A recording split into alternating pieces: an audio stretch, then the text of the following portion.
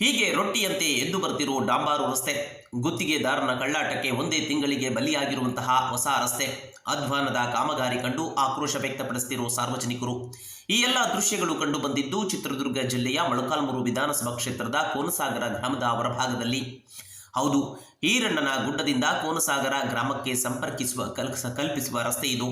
ಕಳೆದ ಹಲವು ದಿನಗಳಿಂದ ರಸ್ತೆ ಸಂಪೂರ್ಣ ಕಿತ್ತು ಹಾಳಾಗಿ ಹೋಗಿತ್ತು.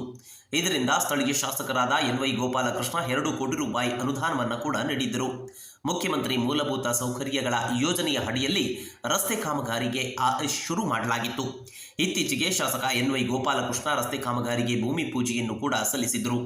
ಆದರೆ ಡಾಂಬಾರು ರಸ್ತೆ ಕಾಮಗಾರಿ ಪೂರ್ಣಗೊಂಡು ಕೆಲವೇ ದಿನಗಳಲ್ಲಿ ಸಂಪೂರ್ಣ ಕಿತ್ತು ಬರುತ್ತಿದೆ. ಥೇಟ್ ರೊಟ್ಟಿಯಂತೆ ರಸ್ತೆ ಎದ್ದು ಬರ್ತಾ ಇದ್ದು ವಾಹನ ಸವಾರರ ಆಕ್ರೋಶಕ್ಕೆ ಇದು ಕಾರಣವಾಗಿದೆ.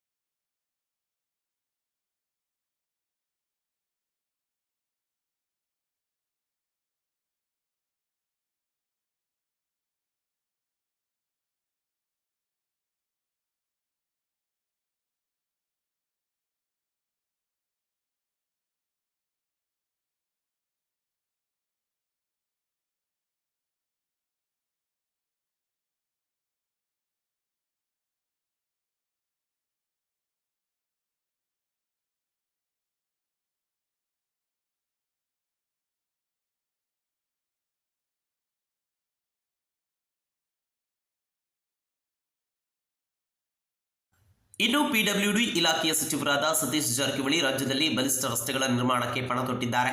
ಆದರೆ ಗುತ್ತಿಗೆದಾರರ ದುಡ್ಡಿನ ದುರಾಸೆಗೆ ಕಳಪೆ ಗುಣಮಟ್ಟದ ಕಾಮಗಾರಿ ಮಾಡಲಾಗ್ತಾ ಇದೆ.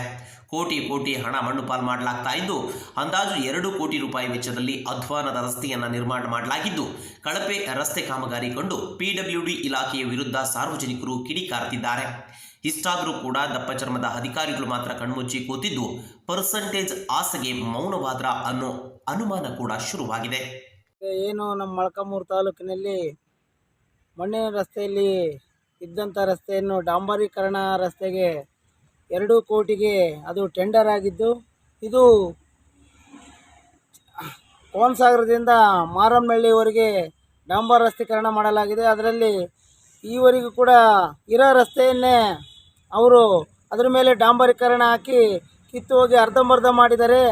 ಹೆಚ್ಚಿನ ಮೇಲಿನ ಕೋಟ್ಯಾಂತರ ರೂಪಾಯಿ ಎದ್ದು ಬರುತ್ತದೆ. ರಸ್ತೆಯಲ್ಲಿ ತಾರೆಲ್ಲ ಕಿತ್ತೋಗೈತೆ.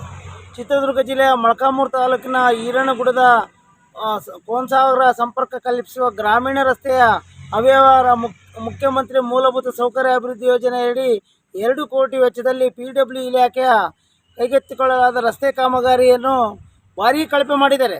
ಇದು ಒಂದೆಲ್ಲ ತಾಲೂಕಿನಾದ್ಯಂತ ಎಲ್ಲಿ ಡಾಂಬರೀಕರಣ ಮಾಡಿದರೋ ಎಲ್ಲ ಕೂಡ ಕಳಪೆಯಿಂದ ಕೂಡೈತೆ. ಅಧಿಕಾರಿಗಳು ಮತ್ತು ಗುತ್ತಿಗೆದಾರರು ಶಾಮೀಲಾಗಿ ಕೋಟ್ಯಾಂತರ ರೂಪಾಯಿಗಳನ್ನು ಸರ್ಕಾರಕ್ಕೆ ಮತ್ತು ಜನರಿಗೆ ಭಾರಿ ಮೋಸ ಮಾಡ್ತಾ ಇದ್ದಾರೆ. ಇವರು ಎಲ್ಲಿ ಡಾಂಬರೀಕರಣ ಒಟ್ಟಾರೆ 2 ಕೋಟಿ ರೂಪಾಯಿ ವೆಚ್ಚದ ಡಾಂಬಾರು ರಸ್ತೆ ಕಾಂಟ್ರಾಕ್ಟರ್ ಕಳ್ಳಾಟಕ್ಕೆ ಬಲಿಯಾಗಿ ಹೋಗಿದೆ. ಕಾಮಗಾರಿ ನಡೆದ ಕೆಲವೇ ದಿನಗಳಲ್ಲಿ ಥೇಟ್ ರೊಟ್ಟಿಯಂತೆ ಎದ್ದು ಬರ್ತಾ ಇದ್ದು ಕೋಟಿ ಹಣ ಮಣ್ಣು ಪಾಲಾಗಿದೆ.